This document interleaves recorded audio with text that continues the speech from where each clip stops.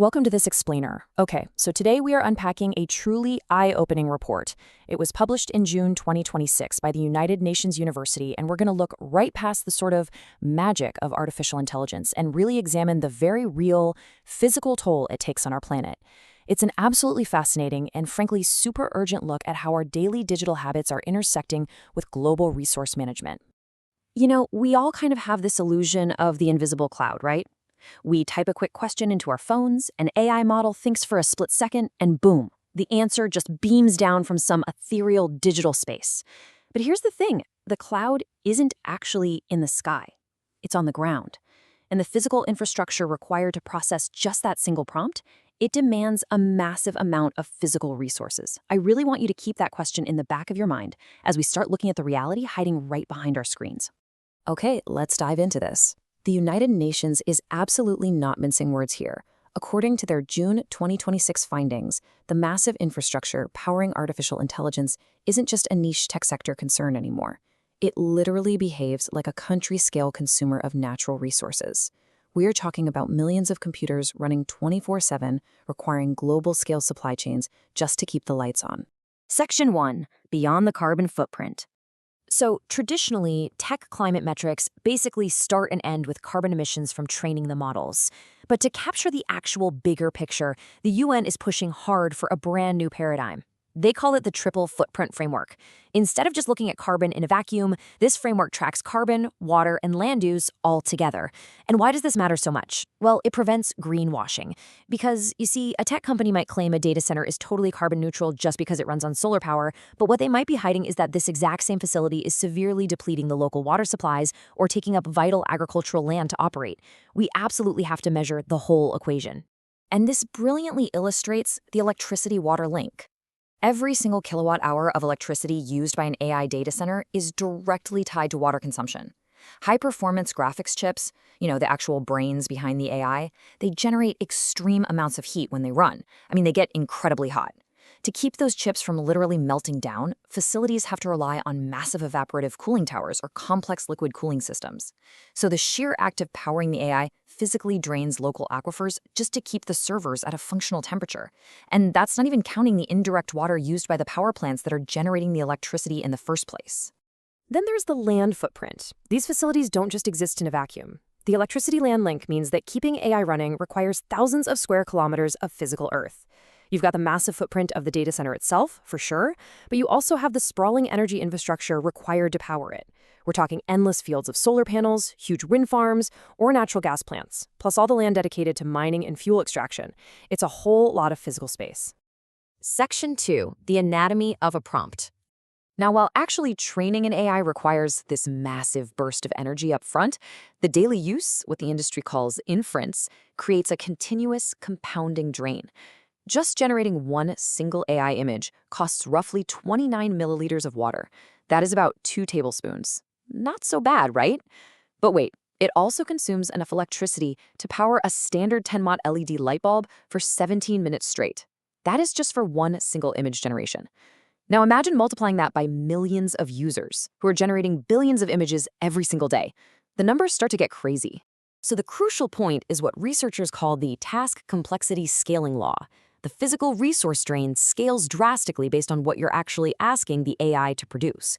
Text is relatively light, but look at the staggering whiplash when we switch over to complex media. While an image takes 17 minutes of LED power and 29 milliliters of water, generating a single complex AI video requires enough electricity to run that exact same light bulb for 42 hours straight. And it consumes 4.1 liters of water. The media format totally dictates the physical toll. Let's move to and see how this builds into Section 3, the global resource drain. Because AI adoption is accelerating so incredibly fast, projecting these compounding daily costs into the near future reveals a staggering picture. When you add up all those millions of prompts, the UN projects that by the year 2030, AI data center electricity use will hit 945 terawatt hours annually. To put that into perspective, that represents nearly 3% of all global electricity consumption. Right alongside that massive power drain, the global water footprint of these systems is going to reach a staggering 9.3 trillion liters per year, and the physical land footprint will exceed 14,500 square kilometers. To really ground that 9.3 trillion liters of water in reality, consider this incredibly stark finding. By 2030, AI's projected water demand is going to match the basic annual needs of 1.3 billion people. Let that sink in. This means that large-scale tech infrastructure is literally going to be in direct physical competition with agricultural needs and fundamental drinking water access.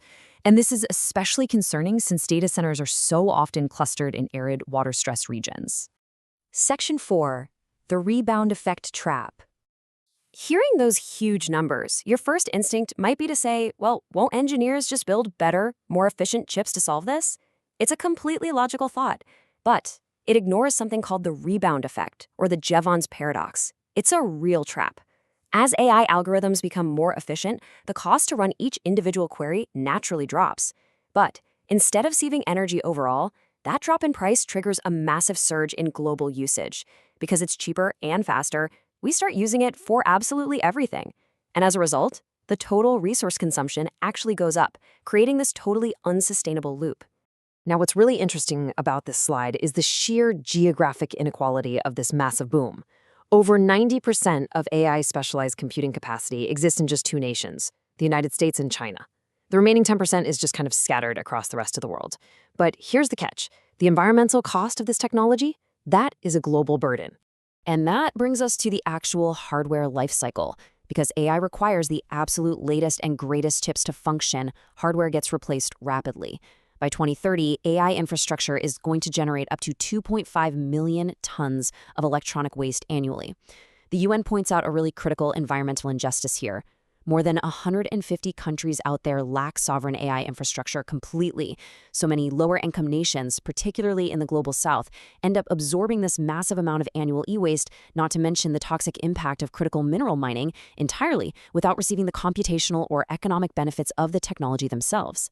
Section 5. Rebuilding AI Sustainability.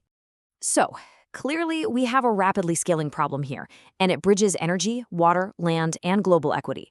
Reversing this trend is going to require some serious coordinated action from the top down.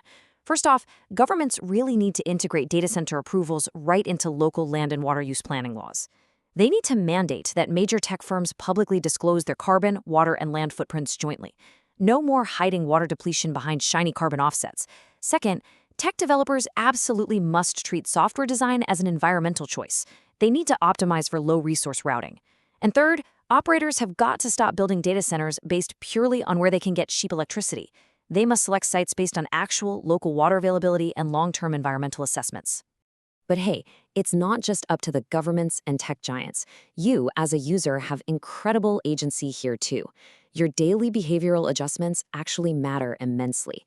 When you use AI, actively choose the lightest possible model for your task. Keep your prompts concise so you avoid burning compute power unnecessarily. Try to avoid endless, unnecessary iterations if you can. And most importantly, remember that task complexity scaling law we talked about earlier. Skip generating high-resource formats like images or videos when a simple text response will do the job perfectly well. The sheer convenience of artificial intelligence is undeniably powerful, but we have to remember that it relies on a physical world of finite resources. We are literally trading terrestrial water and land for digital outputs. So I want to leave you with this final provocative thought. The next time you ask an AI to generate an image or a video, will you wonder where the water came from? Think about it. Thanks for joining me on this explainer, and stay curious.